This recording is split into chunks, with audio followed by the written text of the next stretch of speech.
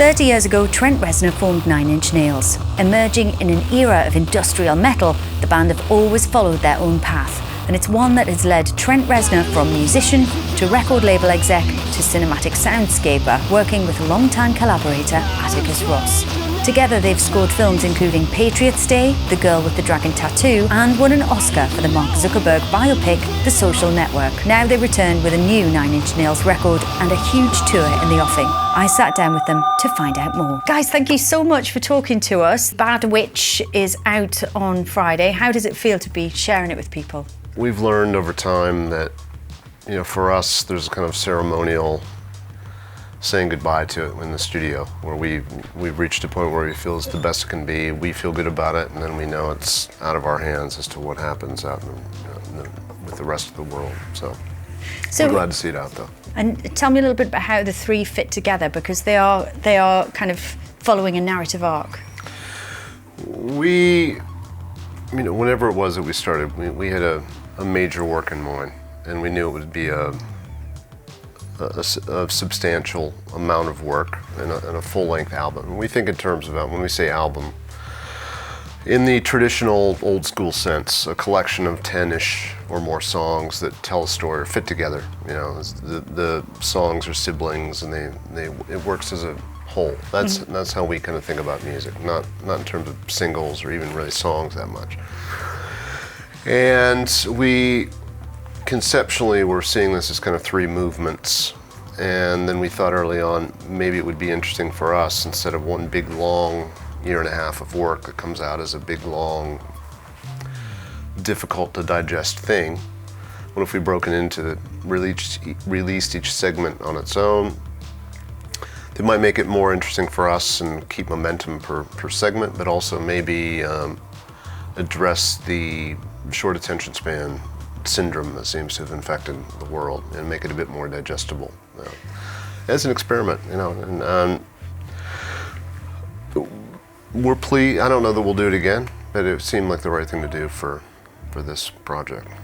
And I think on this installment of the trilogy, you had just finished the live shows for the last, before you went into the studio, and that you were quite keen to kind of get in there and take some of that experience, some of the energy of the live shows into your next recording. Is that right? That was the plan, and then it all fell apart. Oh, really? Now, we'd had, from the beginning, we knew what the story of the whole arching three-part thing was generally. And each EP or segment had its own kind of take on the same question that we were asking. And we hadn't deeply thought through, in retrospect, part three, which was Bad Witch, we had an idea, but we were our bluff was called. When we sat down to do it, we had just, as you mentioned, played some live shows for the first time in years. And it went kind of better than we expected,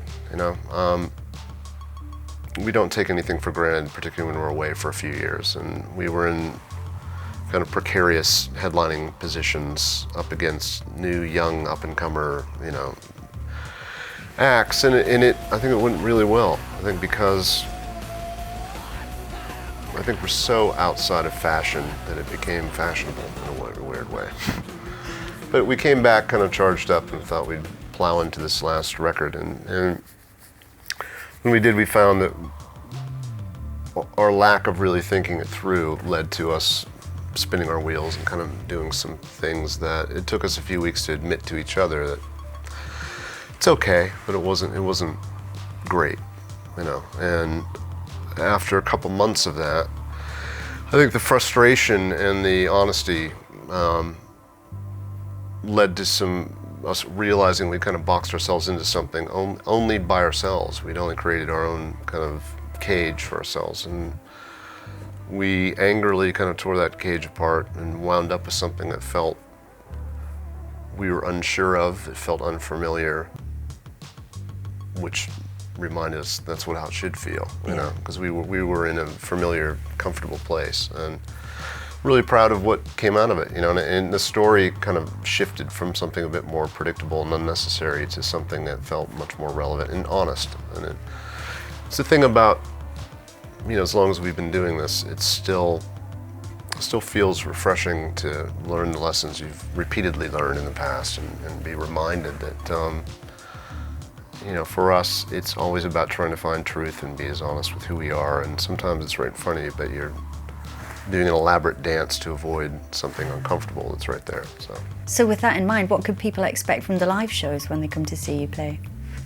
When we started rehearsing for the shows last year with this lineup, the first that Atticus has been in the actual live band, we tried a different approach, which was much more about, I'd been obsessed with since the beginning, attempting with whatever resources I had access to of transforming the live venue into as much of an immersive experience as possible. And that usually relied on, when we finally had access to it, screens and experimental production techniques and whatnot. And I think what's happened is, I'm saying this from an American perspective, but going to festivals and the EDM explosion, and now every stage is a screen, and you walk into the dance tent and there's 1,000 screens and lasers and holograms and robots and everything. That I remember us watching a string of bands on Coachella from the comfort of our couch, and every band has a video playing behind them, and every band is sunk up with a convenient, polite lighting package, that. And I saw Kanye West blatantly rip off, and The Weeknd rip off our tours with production-wise, which I'll say without any hesitation, and they know. And I thought, what would be exciting to me is just to see, when I think back to The Cure, when I saw them the first time in mid-'80s, or Jesus and Mary Chain when we opened for them, and all I remember of that was smoke and maybe a color and a little bit of someone's hair and real loud guitars, That's exciting, and I don't see that happening much. So we went the opposite of the arms race we had been in, of immersive, technological-based production, and went for it's music being played somewhat sloppily, with an element of danger and uncertainty and unpredictability. And we mean it, and we're sweating, and it hurts on stage at times, and that it worked, So that became the kind of template for what we're doing now. We're trying to get into more experimental set lists and trying to keep it exciting for us, and it feels fun, 6 Music.